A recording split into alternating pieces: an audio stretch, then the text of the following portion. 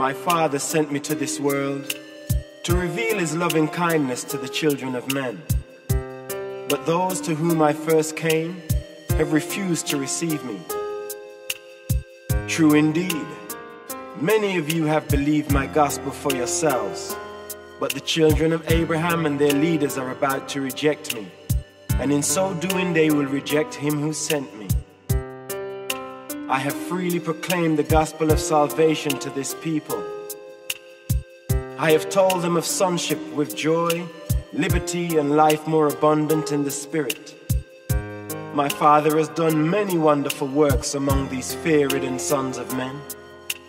But truly did the prophet Isaiah refer to this people when he wrote, Lord, who has believed our teachings?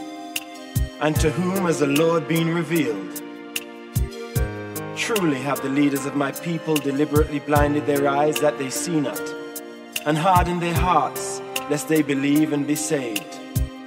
All these years have I sought to heal them of their unbelief, that they might be recipients of the Father's eternal salvation. I know that not all have failed me. Some of you have indeed believed my message.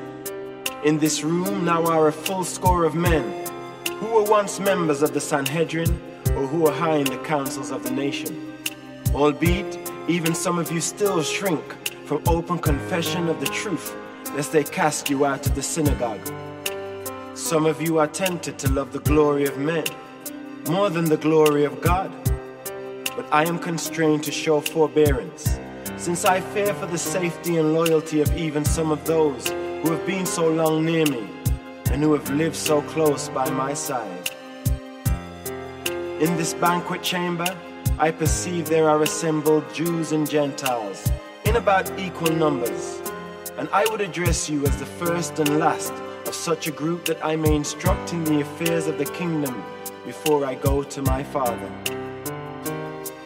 He who believes this gospel believes not merely in me, but in him who sent me. When you look upon me, you see not only the Son of Man, but also him who sent me. I am the light of the world, and whosoever will believe my teaching shall no longer abide in darkness.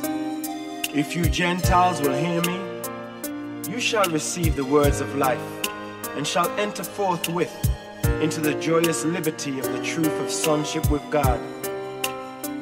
If my fellow countrymen, the Jews, choose to reject me and to refuse my teachings, I will not sit in judgment on them, for I came not to judge the world, but to offer it salvation.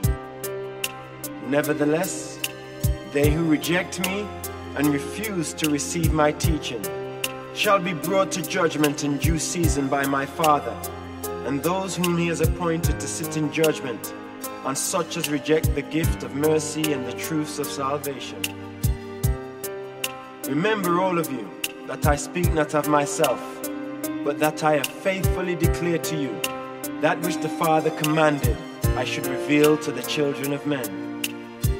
And these words which the Father directed me to speak to the worlds are words of divine truth, everlasting mercy, and eternal life. But to both Jew and Gentile I declare, the hour is about come when the Son of Man will be glorified. You well know that, except a grain of wheat falls into the earth and dies, it abides alone.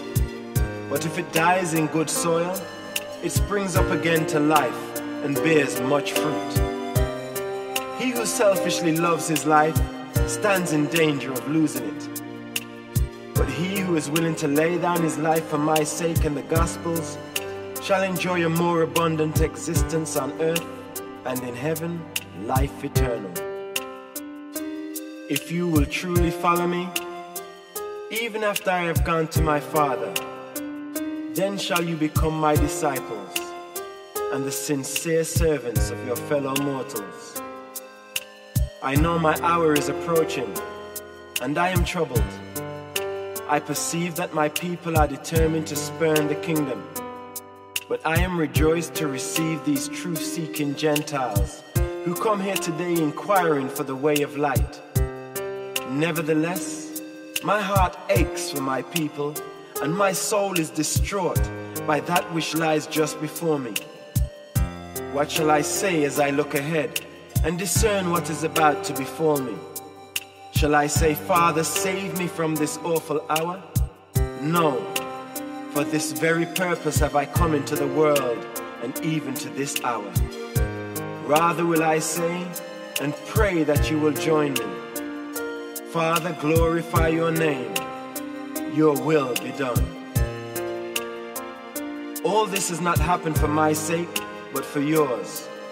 I know of a certainty that the Father will receive me and accept my mission in your behalf. But it is needful that you be encouraged and be made ready for the fiery trial which is just ahead. Let me assure you that victory shall eventually crown our united efforts to enlighten the world and liberate mankind. The old order is bringing itself to judgment. The prince of this world I have cast down, and all men shall become free by the light of the Spirit which I pour out upon all flesh, after I have ascended to my Father in heaven. And now I declare to you that I, if I be lifted up on earth and in your lives, will draw all men to myself and into the fellowship of my Father. You have believed that the Deliverer would abide on earth forever, but I declare that the Son of Man will be rejected by men, and that he will go back to the Father. Only a little while will I be with you. Only a little time will the living light be among this darkened generation. Walk while you have this light, so that the oncoming darkness and confusion may not overtake you. He who walks in the darkness knows not where he goes. But if you will choose to walk in the light, you shall indeed become liberated sons of God. And now all of you, come with me while we go back to the temple, and I speak farewell words to the chief priests, the scribes, the Pharisees, the Sadducees, the Herodians, and the benighted rulers of Israel.